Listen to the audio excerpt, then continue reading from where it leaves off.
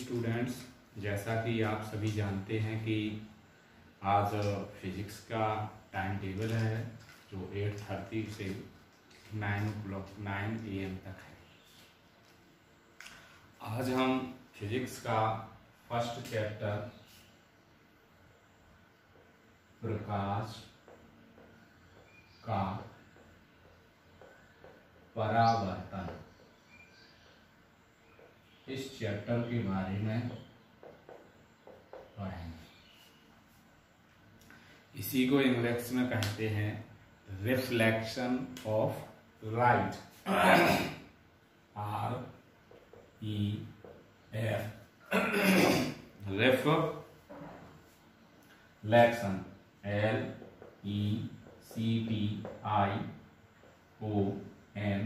Reflection of LIGHT। तो English में इसी को क्या कहते हैं? रिफ्लेक्शन ऑफ लाइट, मतलब प्रकाश का परावर्तन। सबसे पहले प्रश्न आता है प्रकाश। सबसे पहली हेडिंग आपकी आती है प्रकाश। प्रकाश क्या है? इससे आप सभी परिचित हैं कि प्रकाश क्या है।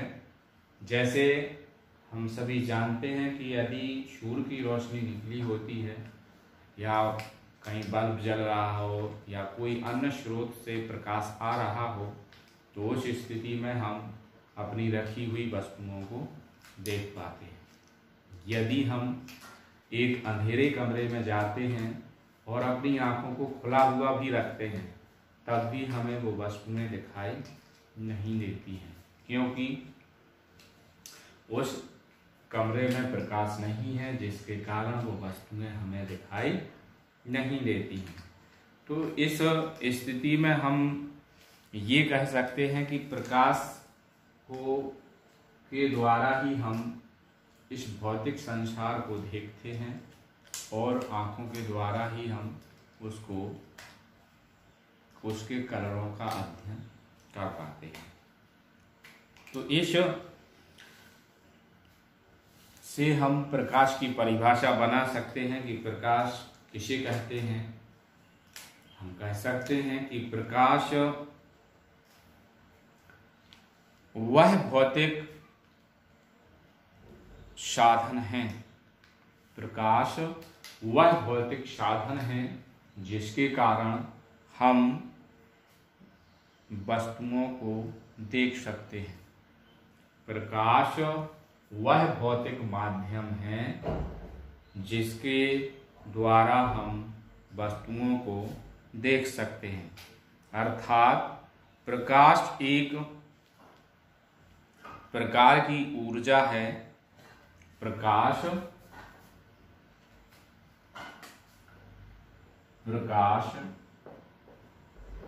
एक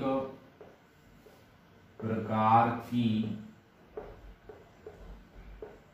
ऊर्जा है। प्रकाश एक प्रकार की ऊर्जा है जो हमारी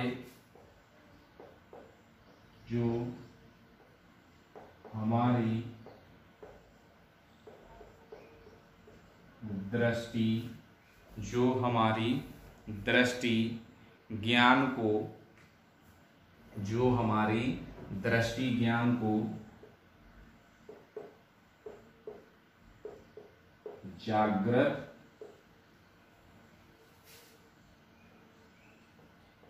करती है। ये आपकी प्रकाश की परिभाषा है।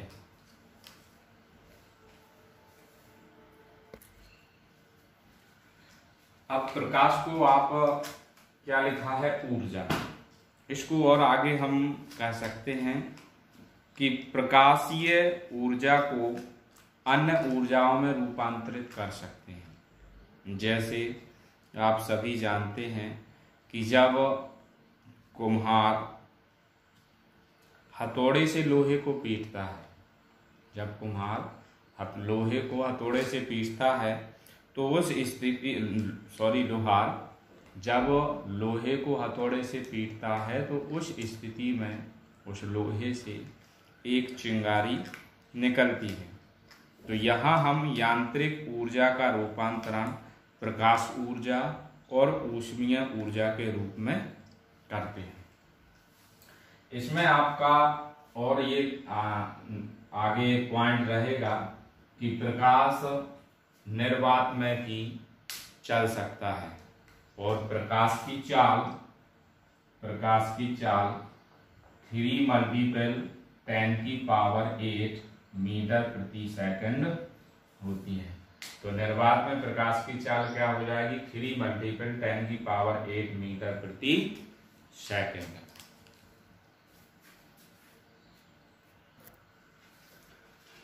इसके बाद आपकी नेक्स्ट हेडिंग है प्रदीप्त और अदीप्त वस्तुएं। तो प्रकाश को वस्तुओं के आधार पर, प्रकाश के आधार पर हम वस्तुओं को दो भागों में बांट सकते हैं। पहला आपका टाइप आता है प्रदीप्त।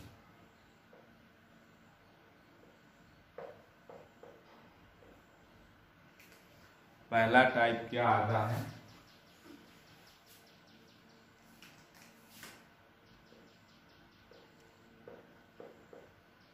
प्रदीप्त वस्तुएं।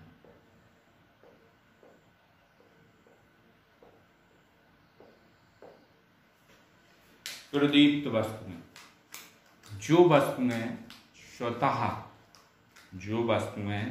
स्वतः प्रकाश का उत्सर्जन करती हैं।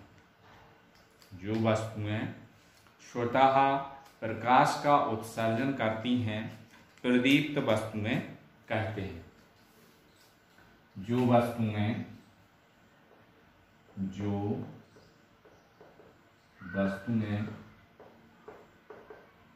स्वतः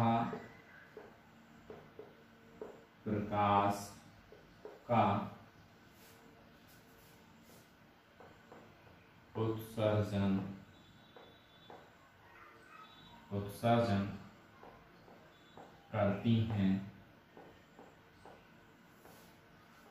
प्रदीप्त वस्तुएं कहलाती हैं।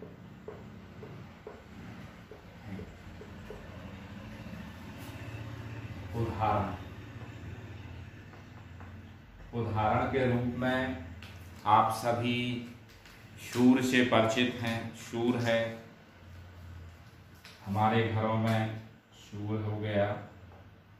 हमारे घरों में लालटेन जलाई जाती है, मोमबत्ती है आदि।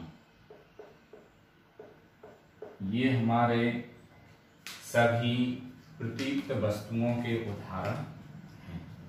इसके बाद आपकी नेक्स्ट हेडिंग आएगी। वो नेक्स्ट हेडिंग क्या रहेगी? अदीप्त वस्तुएं। तो यहीं प्रदीप्त की जगह आपको क्या कर देना है? अदीप्त वस्तुएं जो वस्तुएं स्वतः प्रकाश का उत्सर्जन, अकेले यही कर देना है, नहीं, प्रकाश का उत्सर्जन नहीं करती हैं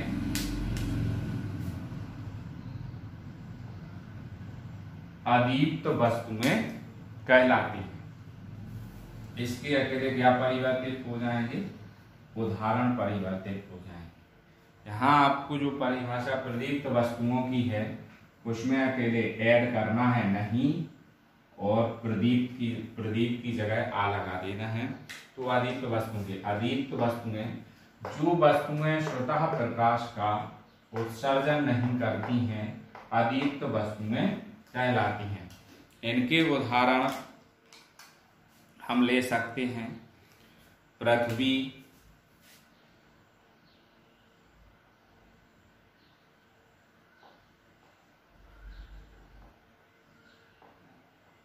मेज, चंद्रमा आदि। ये हमारे प्रदीप्त वस्तुओं के उदाहरण हैं, अदीप्त वस्तुओं के उदाहरण हैं। आपको ये ध्यान रखना है, कोई भी वस्तु हम लेंगे तो वो आपकी अदीप्त वस्तुओं में चली जाएगी, अर्थात वह वस्तु जो स्वयं प्रकाश का उत्सर्जन ना करे उसे अदीप्त वस्तुएं कहते हैं।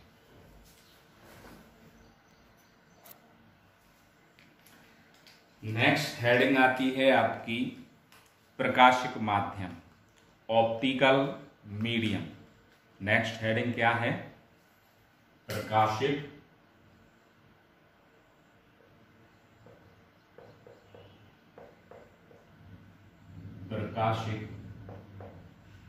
माध्यम।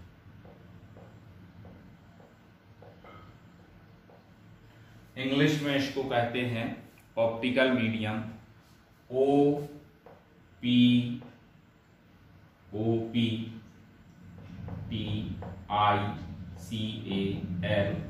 ऑप्टिकल।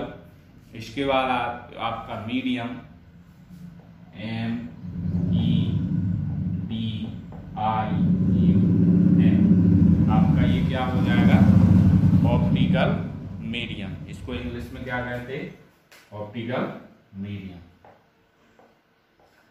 अब इसको आपको प्रकाशिक माध्यम को परिभाषित करना है।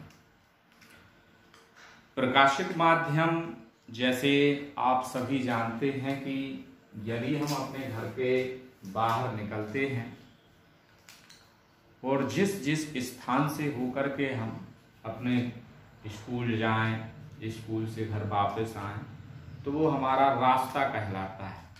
उसी को हिंदी में दूसरे रूप में हम पथ कहते हैं।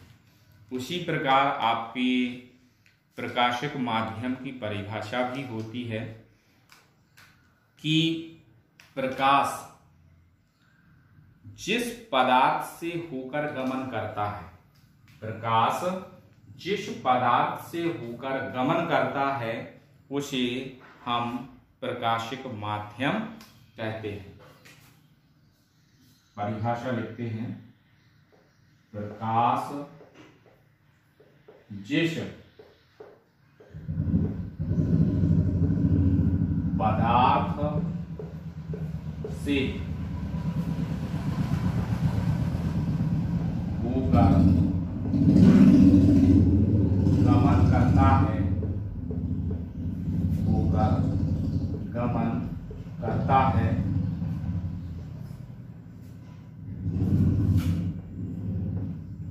प्रकाशिक माध्यम, प्रकाशिक माध्यम प्रकाशिक माध्यम कहलाता है। तो आपको समझ में आ गया होगा, जैसे हम कहीं बाहर जाते हैं तो वो हमारा रास्ता कहलाता है, ऐसे ही प्रकाश है। प्रकाश जिस पदार्थ से होकर गमन करता है उसी को हम प्रकाशिक माध्यम कहते हैं। अब प्रकाशिक माध्यम को गमन मतलब चलने के आधार पर भी 3 भागों में बांटा जाता है। प्रकाश को भी गमन अर्थात चलने के आधार पर ही 3 भागों, कितने भागों? 3 भागों में बांटा गया है।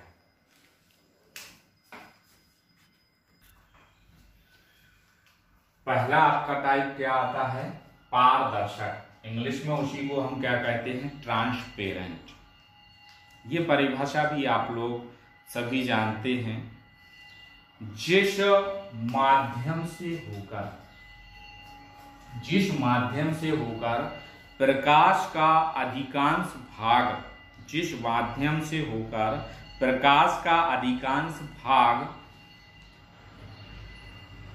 आर पार निकल जाता है, जिस माध्यम से होकर प्रकाश का अधिकांश भाग आर पार निकल जाता है उसे पारदर्शक माध्यम कहते हैं। अब इस परिभाषा को हम लिखते हैं, जिस माध्यम से होकर, जिस माध्यम से होकर प्रकाश का अधिकांश, जिस माध्यम से होकर प्रकाश का अधिकांश भाग, प्रकाश का अधिकांश भाग आर पार निकल जाता है,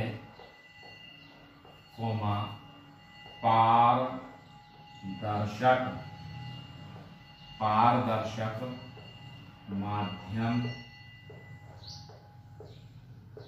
कहलाता है। ये आपकी परिभाषा हुई किसकी? पारदर्शक माध्यम की। इसमें हम उदाहरण के रूप में क्या लिख सकते हैं?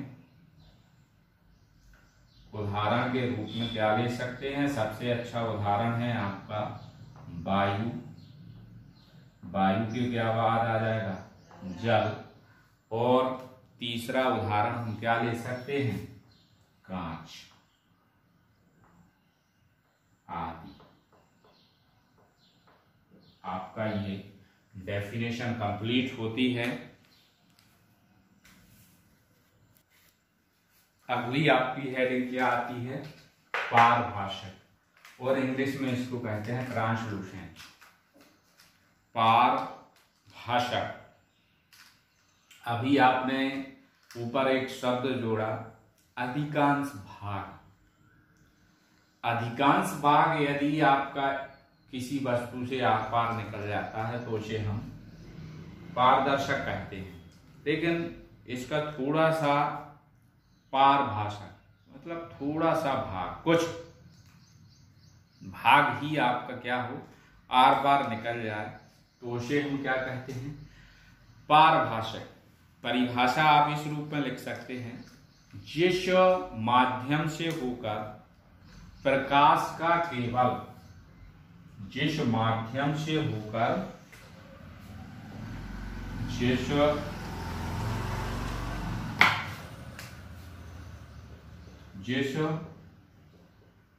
माध्यम से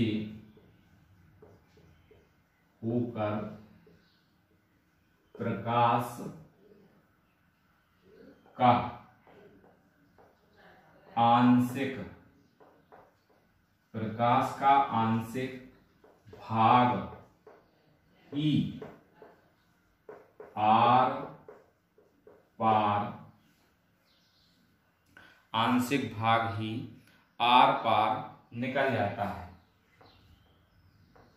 आर पार निकल जाता है। पारभाषक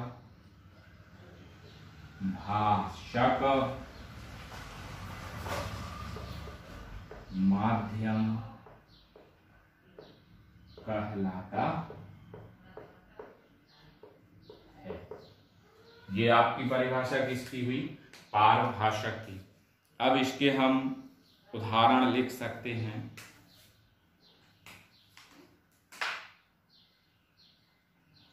उदाहरण सबसे पहला हम ले सकते हैं, घिसा हुआ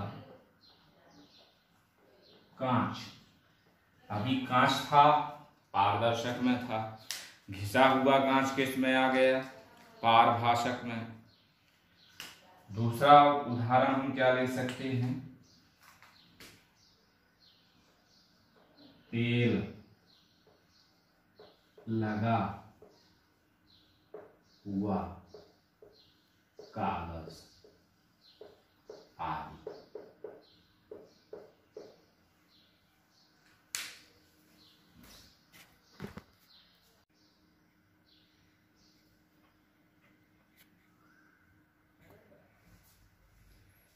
थर्ड टाइप, तीसरा आपका टाइप है अपारदर्शक। अपारदर्शक।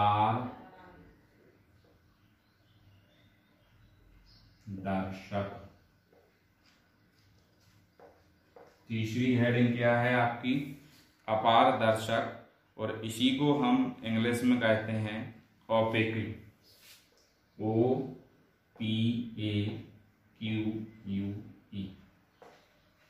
ओपेक्यू।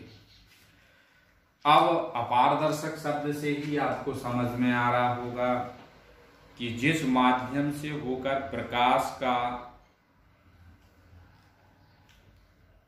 आर पार भाग नहीं निकल पाता है, उसी को हम अपारदर्शक माध्यम कहते हैं, अपारदर्शक कहते हैं।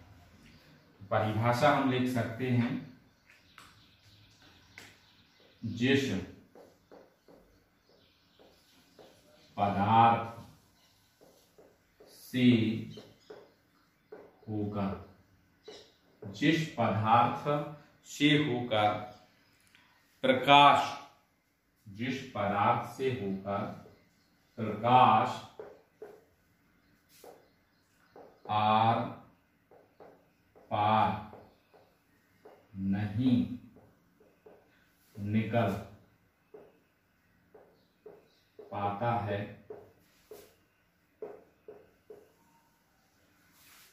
अपारदर्शक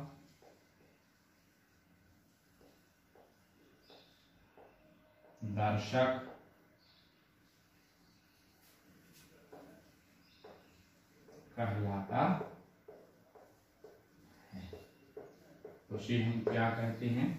अपारदर्शक कहते हैं। जैसे उदाहरण में तो आप बहुत सी वस्तुएं ले सकते हैं, जैसे आपके कमरे की दीवार है, टेबल है, ऐसा पदार्थ जिससे होकर के प्रकाश बिल्कुल भी दूसरी तरफ नहीं निकल पाता है, तो उसे हम अपारदर्शक पदार्थ कहते हैं। इसके बाद आपकी नेक्स्ट हेडिंग, अब हमारी हेडिंग क्या है? प्रकाश की किरण। अब हमें इंग्लिश में हम इसी को क्या कहते हैं? Ray of light. तो इसकी परिभाषा आपकी ये है कि एक ही माध्यम होना चाहिए। इसके लिए दो माध्यम में अगर आप किसी प्रकाश की किरण को परिभाषित करते हैं तो वो परिभाषा आपकी सही नहीं हो सकती। तो हम माध्यम कैसा लेंगे? समांग। किसी समांग माध्यम में, किसी समांग माध्यम में एक बिंदु से दूसरे बिंदु, समांग माध्यम है, एक बिंदु से दूसरे बिंदु तक प्रकाश जिस रेखीय मार्ग से होकर जाता है या गुजरता है, उसे प्रकाश की किरण कहते हैं। किसी समांग माध्यम में एक बिंदु से दूसरे बिंदु तक प्रकाश जिस रेखीय मार्ग से होकर जाता है, उसे प्रकाश की किरण कहते हैं। अब इसकी हम परिभाषा लिखते हैं।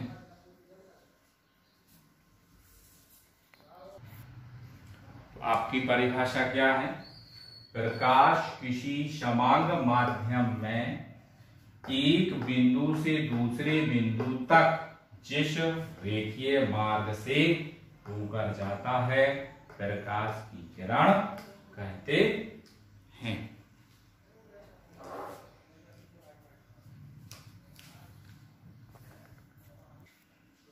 आपकी नेक्स्ट हेडिंग क्या है? प्रकाश पुंज, जिसको इंग्लिश में कहते हैं बीम ऑफ लाइट। तो अभी हमने प्रकाश की किरण की परिभाषा को परिभाषित किया कि प्रकाश किसी समांग माध्यम में एक बिंदु से दूसरे बिंदु तक जिस रेखीय मार्ग का अनुसरण करता है या जिस रेखीय मार्ग से होकर जाता है, उसे प्रकाश की किरण कहते हैं। अब आता है प्रकाश पुंज। तो किरणों से ही हम प्रकाश पुंज को परिभाषित करेंगे। तो इसमें बहुत सरल परिभाषा है इसकी कि किरणों का जो समूह होगा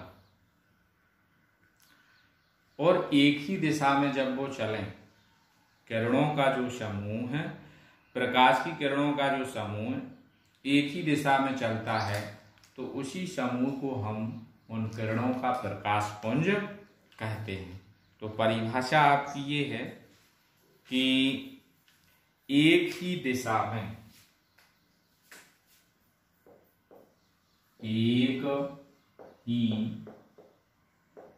दिशा में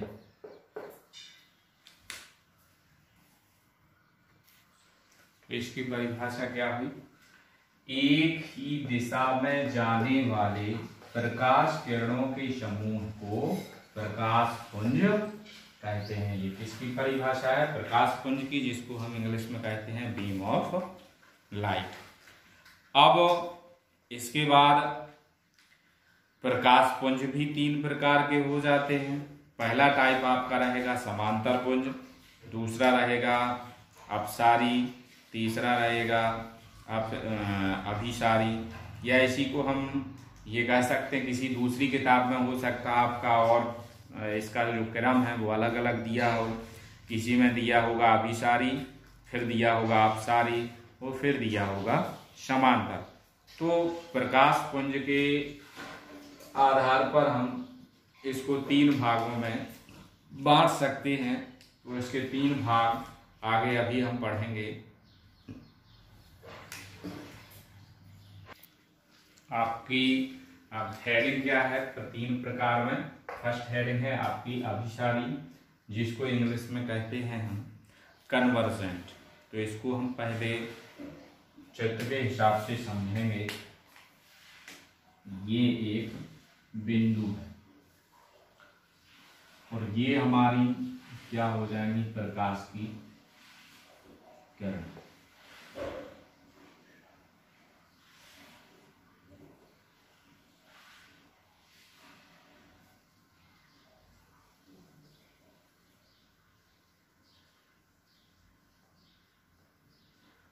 तो आप देख रहे होंगे कि ये सभी किरणें क्या हो रही हैं? माध्यम, किसी माध्यम से होकर आती हैं और एक ही बिंदु पे मिल रही हैं। तो इसी को हम आपका क्या कह सकते हैं? अभिसारी किरण पुंज कह सकते हैं। परिभाषा आपकी ये है, यदि प्रकाश पुंज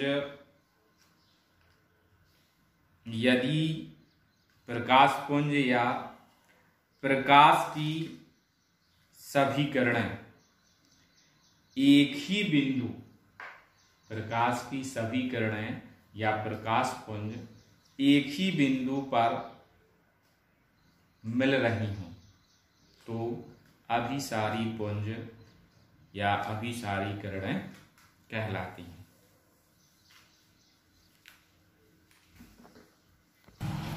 आपकी परिभाषा क्या है? यदि सभी प्रकाश की किरणें एक ही बिंदु पर, यदि सभी प्रकाश की किरणें एक ही बिंदु पर मिल रही हों, तो उसे अभिसारी प्रकाश पुंज कहते हैं। दूसरी हेडिंग क्या है आपकी? अपसारी, इस इंग्लिश में क्या कहते? डाइवर्जेंट। अभिमत का मतलब होता है उसके एक ही बिंदु पर आकर मिलना, और अप मतलब होता बाहर जाना, मतलब एक ही बिंदु से बाहर जाना। तो इसको हम इस प्रकार लिख सकते, इस प्रकार समझ सकते हैं कि यह एक बिंदु है, ये इससे क्या हो गई?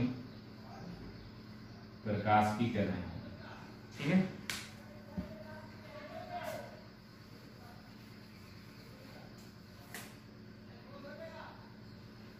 अब ये प्रकाश की किरणें क्या हो रही?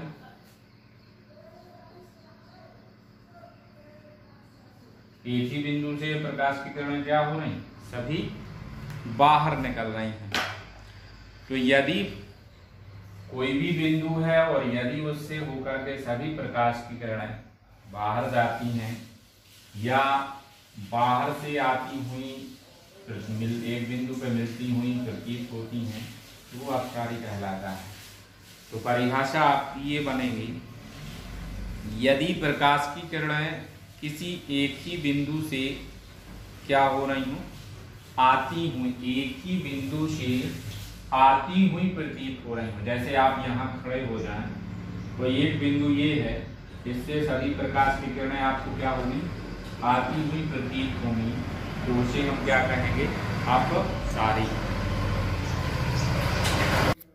ये आपकी अपसारी की परिभाषा रही। यदि प्रकाश की किरणें किसी एक ही बिंदु से आती हुई प्रतीत हो रही हो तो उसे अपसारी प्रकाश पुंज कहते हैं। दोबारा से परिभाषा, यदि प्रकाश की किरणें किसी एक ही बिंदु से आती हुई प्रतीत हो रही हो तो उसे अपसारी प्रकाश पुंज कहते हैं। अब तीसरा आपका टाइप क्या रहेगा, समांतर। समांतर तो बहुत सरल है, ये हमने कुछ लाइनें खींच ली। वो यदि आपसे कहा जाए कि ये रेखाएं एक दूसरी रेखाओं के कैसे हैं, तो आप लोग कहेंगे समांतर है, और इसी को हम समांतर प्रकाश पुंज कहते हैं। परिभाषा आपकी ये है कि यदि किसी प्रकाश की किरणें, यदि किसी प्रकाश की किरणें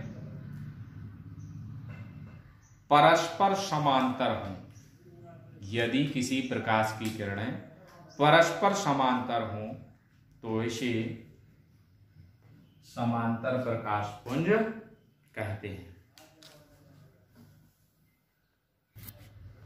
तीसरी आपकी समांतर किरण पुंज की परिभाषा, यदि प्रकाश की किरणें परस्पर समांतर हों तो इसे समांतर प्रकाश पुंज कहते हैं, इंग्लिश में कहते हैं पैरेलल।